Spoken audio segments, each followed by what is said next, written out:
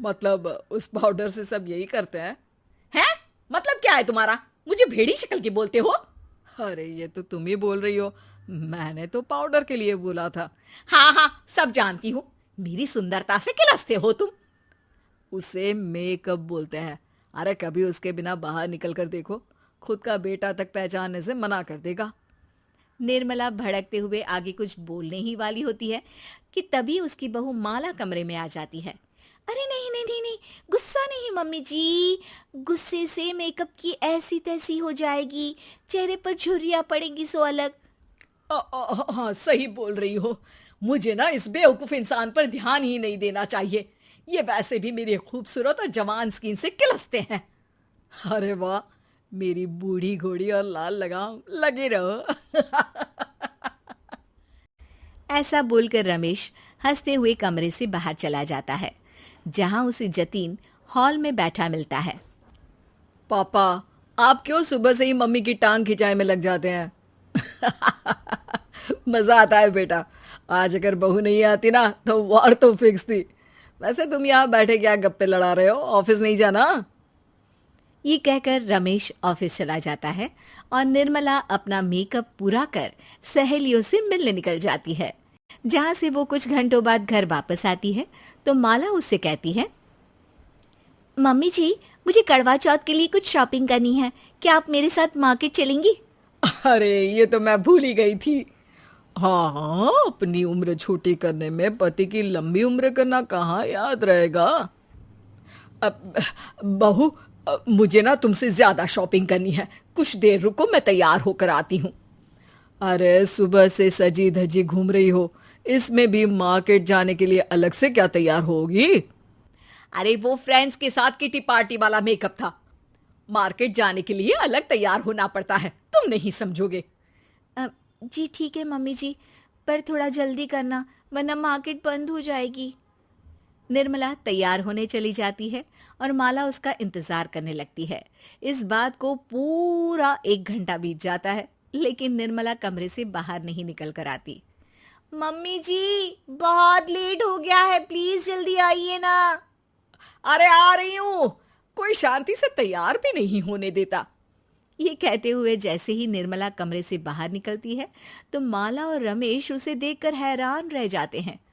अरे सिर्फ मार्केट जाने के लिए कपड़े, हेयर स्टाइल, मेकअप सब बदल दिया। अरे आखिर ऐसा कौन करता है?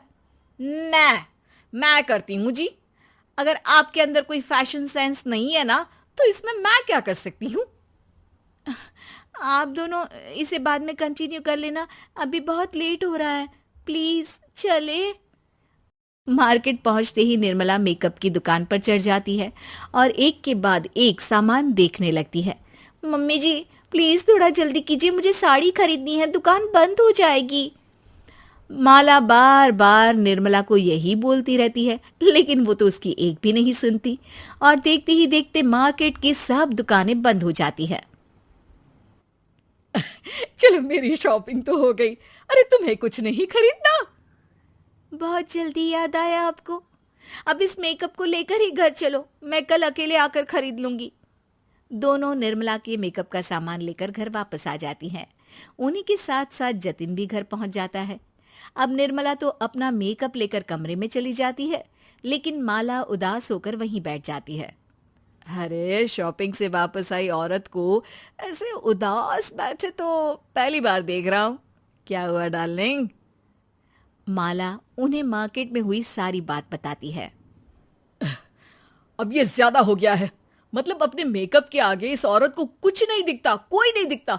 इसका बस चले तो किसी के मातम पर भी लाली लिपस्टिक लगाए बिना ना जाए। इसका तो कुछ करना पड़ेगा। इतने सालों में तो कुछ नहीं कर पाए, अब क्या करेंगे? अरे साथ दो और देखते जाओ।